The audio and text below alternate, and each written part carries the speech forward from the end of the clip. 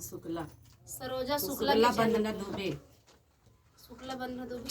हाँ, सभी स्वागत ननद है। भाभी का गीत आप लोगों को कैसा लगा कमेंट में जरूर ई बताना। गाना दादी आजी परपाजी जबाने गीत हम सब गावे हाँ, जाते और इतना पुरान हमारे डायरी में रहा एक आज उखाड़ के फाड़ के लेके आई है। बहुत पुरान डायरी में, मतलब कि समझ ला कि हम छोट कर है तब का गाना हवे आप लोगों को सुनाने जा रही हूँ। लेकिन लोग का बना अपने नाम का मोहर लगाए देते। जौन गाना हम सब सादा गाए दे थे। हे भाई तू ओका सब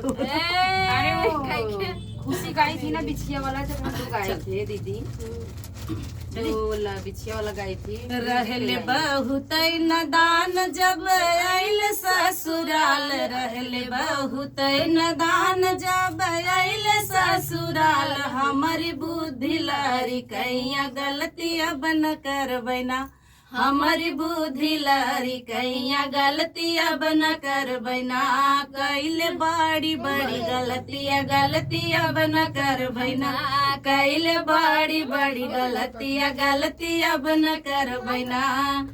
जब हम पहिरी बिंदिया पिया के उड़ी जाई निदिया, जब हम पहिली बिदिया पिया के उड़ी जाई निदिया, बिदिया अब न पहिरब ना, बिदिया अब न पहिरब ना, हमारी बुद्धि लारी कैया गलती अब न करबैना, हमारी बुद्धि लारी कैया गलती अब न करबैना, कैले बड़ी बड़ी गलतिया गलती अब न करबैना, कैले बड़ी बड़ी गलतिया गलती अब न करबैना।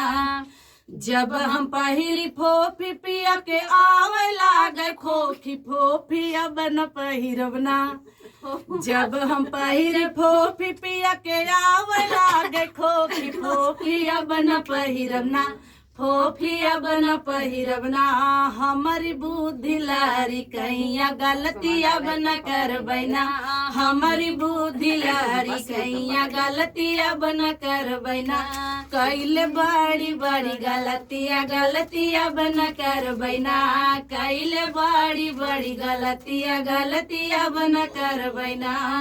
अरे जब हम पहिरी साड़ी पिया सोहरावे लागे डाढ़ी, साड़ी अब न पहिरब ना, साड़ी अब न पहिरब ना, जब हम पहिरी साड़ी पिया सोहरावे लागे डाढ़ी, साड़ी अब न पहिरब ना, साड़ी अब न पहिरब ना, हमारी बुद्धि लारी कैया गलती अब न करबैना, हमारी बुद्धि लारी कैया गलती अब न करबैना, कैले बड़ी बड़ी गलतिया गलती अब न करबैना, कैले बड़ी बड़ी गलतिया गलती अब न करबैना। अरे जब हम पहिनी पायल पिया होई जाई घायल, पायल अब न पहिरब ना, पायल जब हम पहिरी पायल पिया होई जाई घायल, पायल अब न पहिरब ना, पायल अब न पहिरब ना, हमारी बुद्धि लारी कैया गलती अब न करबैना, हमारी बुद्धि लारी कैया गलती अब न करबैना, ओ कैले बड़ी बड़ी गलतिया गलती अब न करबैना, कैले बड़ी बड़ी गलतिया गलती अब न करबैना। रहल बहुत नदान जब आइल ससुराल, रहल बहुत नदान जब आइल ससुराल, हमारी बुद्धि लारी कैया गलती अब न करबैना, हमारी बुद्धि लारी कैया गलती अब न करबैना। तो फ्रेंड बहुत ही सुंदर गीत था, दादी नानी इसको गाती थी। आप लोगों को कैसा लगा कमेंट बॉक्स में बताइएगा।